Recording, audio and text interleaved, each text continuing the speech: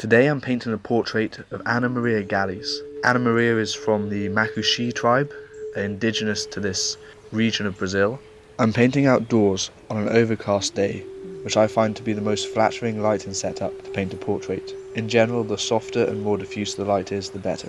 First I mark where I want the top and bottom of the head to be. This will help prevent you from running out of space on your canvas. Then I sketch in a centre line, which runs down the middle of the face. This helps get the gesture of the head. I'm using simple and mostly straight lines to block in the structure of the head. Using my existing marks, I can compare the height of the head against the width by holding my thumb against my paintbrush and taking measurements to see if the relationships are the same on the model and on my painting. The eye line tends to be in the middle of the head, as the forehead and hair take up more space than most people realise, so often people place the eyes too high up on the face. As a general rule, you can divide the face from the hairline to the chin into thirds. 1/3 from the hairline to the brow line, another third from the brow line to the bottom of the nose, and the final third from the bottom of the nose to the chin.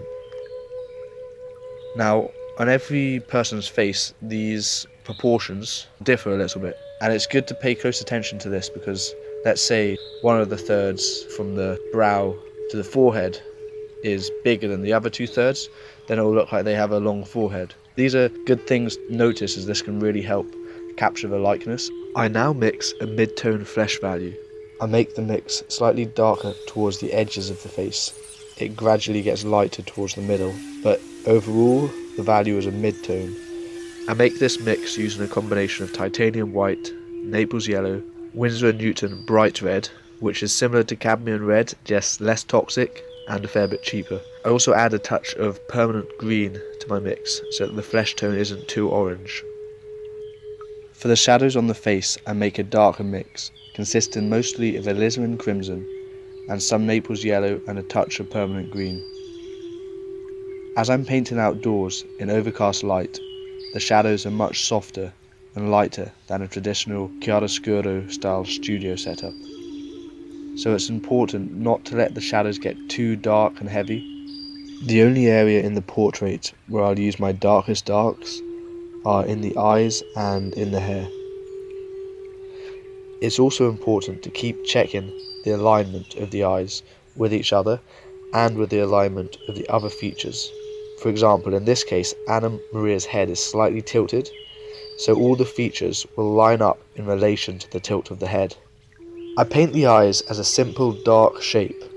I can then cut back into this shape with light paint to bring out the finer details. Ana Maria has a lovely shape to her eyes. She has this strong canthal tilt where the eyes have a downward slant towards the inner corner, which is aesthetically a very feminine trait. For example, if you look at the female Disney characters, they really exaggerate this positive canthal tilt. It's also more common in Southeast Asia and Native Americans. I find painting the eyes quite early on is useful, because within the eyes there's the whole value spectrum, with the darkest dark in the pupil and the lightest light in the twinkly highlight. Having the whole value range in a small area such as the eye is actually very useful, because I can relate the other values on the face to the values in the eye.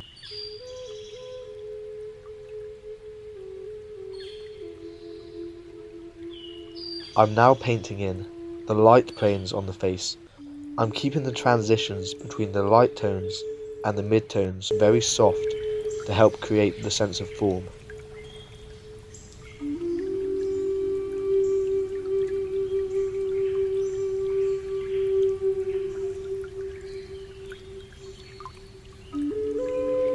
I'm now going in with a really nice big flat brush to paint the hair. I find painting hair really fun, and I can use the quality of the brush hair by lightening the pressure as I lift it from the canvas to create a really soft and hair-like feel.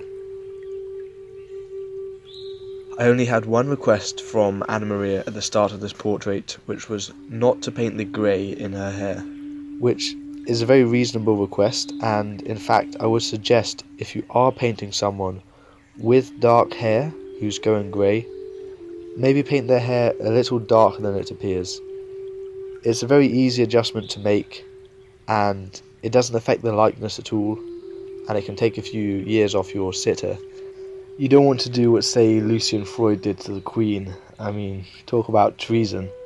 Maybe he wanted to make some anti-monarchy statement, but if you want to keep your head and make your sitter or client happy, you want to be kind. You just have to be conscious about what you're doing, what your sitter likes about themselves, perhaps what they are a bit self-conscious about, and you can paint them accordingly. Obviously you want to still keep the likeness, but there's certain things that you can tweak or play down just to make a more flattering portrait. For example, here I'm really trying to unify the whole light area of the face and wash out the wrinkles around the eyes, nose and mouth. And when I do hint at these, I'm trying to keep the value shifts very subtle and the edges quite soft to avoid any unnecessary contrast. When it comes to painting the eyebrows, I find it best to paint the brow structure underneath first. This allows me to create a real sense of form that I can then paint the eyebrow on top of. When painting the eyebrow, or in fact any dark that you need to paint on top of a light area, I try to apply the paint in one definitive brushstroke, going in one direction. You don't want to do what is known as licking the paint, where you go back and forth over one area, as this will mix with the layer underneath and create a muddy, smudgy effect.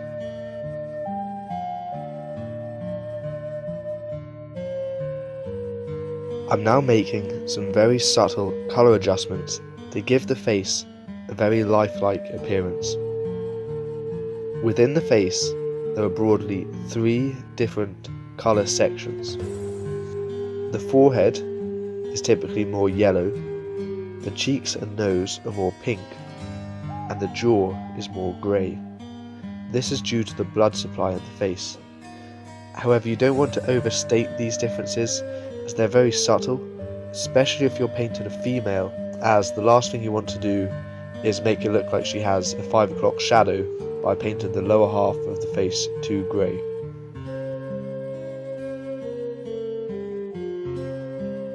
Now I'm in the final stages of the painting. I can go back with a smaller brush and pick up a few dark accents to bring some real impact to the face. I also refine the contour edges and soften the contour of the hair by using a dry brush technique where the brush doesn't have much paint and doesn't have any medium mixed in with it. I now apply the brightest highlights on the cheeks and the forehead with thicker paint. I'm not using pure white, I've just mixed in some extra titanium white with my existing light flesh tone. For Anna Maria's top, as the light area is very similar in colour and value to the imprimatura of my canvas, I just paint the dark red lines, suggesting the top. I let the viewer's eye fill in the rest. I keep these lines quite soft. You don't want to paint sharp edges on areas that you don't want to be the focal point of the painting.